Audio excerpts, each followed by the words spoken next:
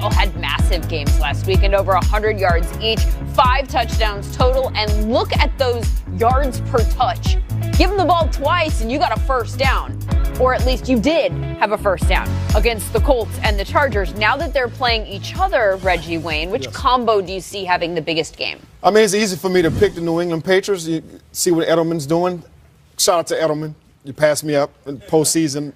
Catches number 2. Congratulations. But I'm going to go with Kansas City on this one. I can almost take Tyreek Hill by himself, believe it or not. He's that special.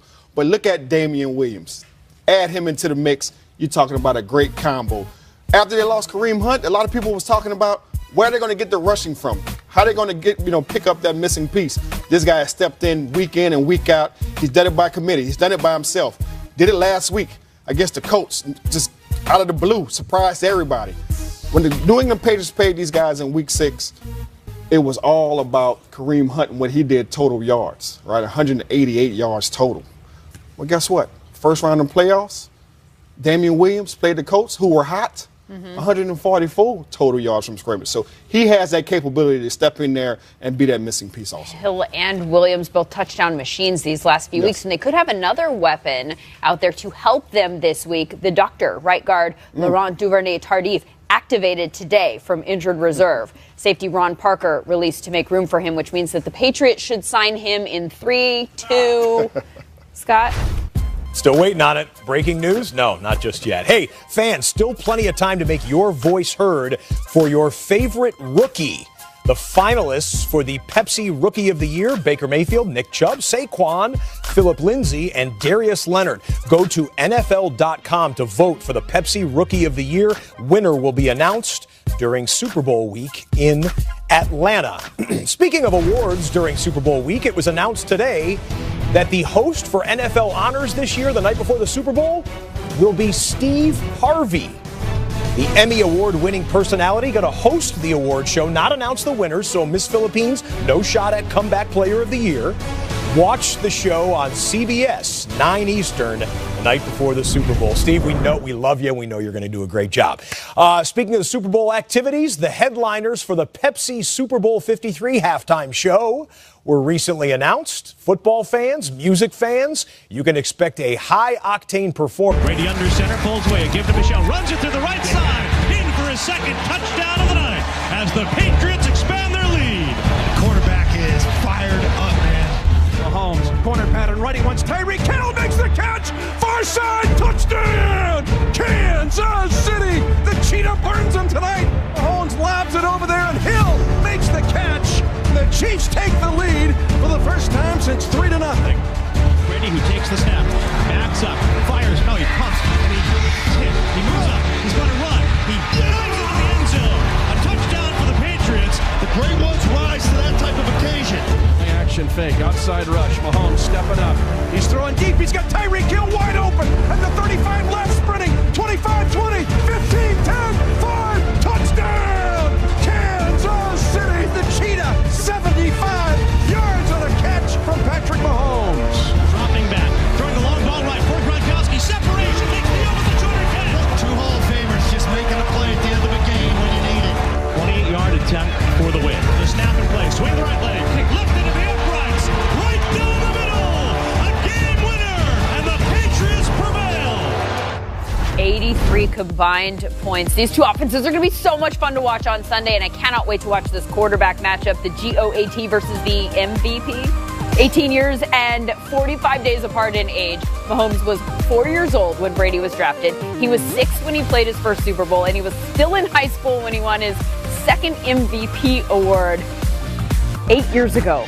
It will be the largest age difference between starting quarterbacks in the playoffs in the Super Bowl era, and that won't be the only way in which these two quarterbacks are different on Sunday. Sean O'Hara. No, I think what you just said in layman's terms, we got the old goat against the young bull. Is that pretty much works for me? All right. How about a little tail of the tape? And in order to do that, we're going to go with the tape first to tell you the tale of why these two quarterbacks are the best in their game, but they're just a little bit different. All right, we've got Patrick Mahomes. Let's start right here. All right, Patrick Mahomes is Ricky Vaughn. He's the wild thing. All right, he doesn't throw from a normal platform. Look at this little, you call this a masse in pool, a little trick shot. All Right? Look at him just bend this ball. I don't know how he even did that. I mean, like bend it like Beckham. I don't know how you throw around somebody like that. But Patrick Mahomes is the best right now at these quick little throws. This was the no-look pass before anybody knew it was a no-look pass. Look at the defender, right? Look where Mahomes is looking. He's looking out there at the check down. No, he throws it to Kelsey. So he's been doing this all season long, and people are just now taking notice of the athleticism. Look at him rolling to the left right here. I mean, coaches tell you not to do this. Don't run to your left, throw across the body, but the flick of the wrist right here, just the flick of the wrist, Linz, the ball travels 30 yards right there. All right, Mahomes, so smooth. He's got a whip for an arm. But how about the GOAT right here? All right, this is Billy Chappell. Old Billy Chappell on the mound right here, but he's still accurate. All right, he can place the ball anywhere. Look at this throw right here off of play action. Brady's the best play action quarterback in the game right now because he knows how to whip the head around and find the target. I think he's still the most accurate quarterback in the game too. But how about the touch? All right, sometimes you've got to be able to have a little off speed, a little change-up pitch. Tom Brady right here, great recognition of the defensive concept right here. He understands this man. I don't know why you'd go man, but this is what the game on the line, Lindsey. 40-40. It's a tie ball game right now. They go man. He finds his guy Gronk. Tom Brady's still doing it. And I tell you what, I mentioned his accuracy. I don't think anybody reads defenses better than Tom Brady. It's almost like he's in their defensive huddle and knows what coverage they're running and knows exactly how to beat it every time. They're so good, and I cannot wait to watch this matchup. Mahomes with 50 touchdowns this year, passing touchdowns. Only 2 other quarterbacks have ever done that in history. One of them will be the other quarterback in this game. Brady did it in 2007. The other guy, Peyton Manning, 2013. Yeah. That's some good company for Patty. He's another old GOAT. Y'all on the first name basis, PM? 55. All right, let's keep this AFC title game theme going, although you don't have to do the movie references if you don't want to. Sean's got that covered just about every segment there. I'll give you a matchup to watch here in the Pats and the Chiefs. My matchup to watch is the Chiefs' defensive line versus the New England Patriots' offensive line. The defense that I saw this last game against the Indianapolis Colts, that is not the same defense we've seen all season long from the Kansas City Chiefs. Chris Jones played lights out, getting tip balls, getting in the face of Andrew Luck, and just making it ugly for him. Dee Ford had a sack. Justin Houston had 2 sacks. The Chiefs' defensive line applied pressure on Andrew Luck in a way we have not seen all season long. The Colts have been one of the best teams at protecting their quarterback, yet the Kansas City Chiefs defense, they just look completely different. They look fresh. They got Andrew Luck off his spot.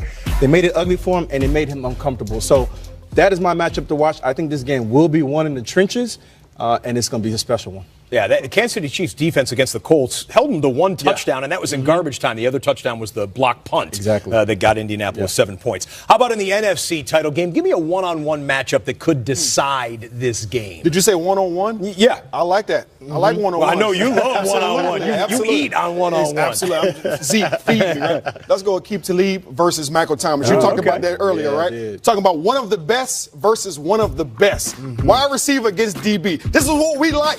All receivers like this challenge. Michael Thomas, I can promise you, he's not backing down from this, and Aqib Talib isn't either. So it's going to be interesting to see how they line up Michael Thomas and find ways to get him the ball. Because it's going to be a chess match. It's not going to be easy because Aqib, he's a strong defensive back. He knows the game well. Michael Thomas, a young, as Sean said earlier, a young bull, right? A guy who's ready for this type of challenge. And it fires me up, right? I remember in 2009 going up against one of the best, Darrelle Revis, right? One-on-one, follow me around. I wanted the challenge. I wanted every bit of it going up against one of the best. Who won the matchup? Who won? Who won the matchup? Who won? Come on.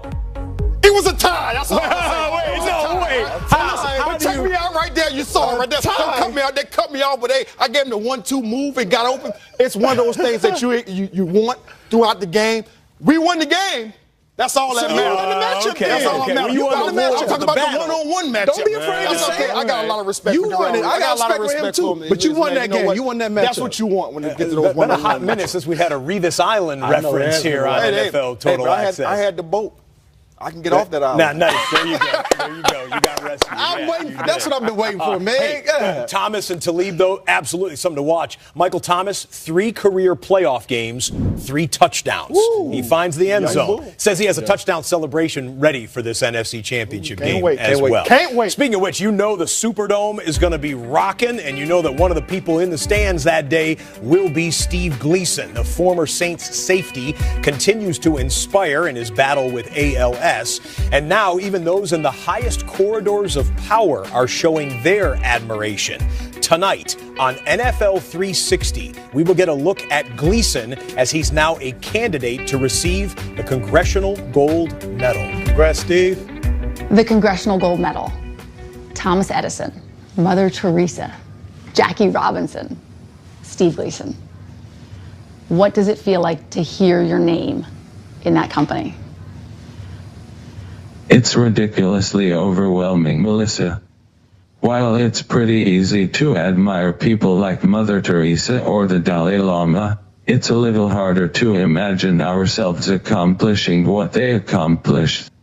I guess it feels good that I might be an example of how an average person can accomplish extraordinary things.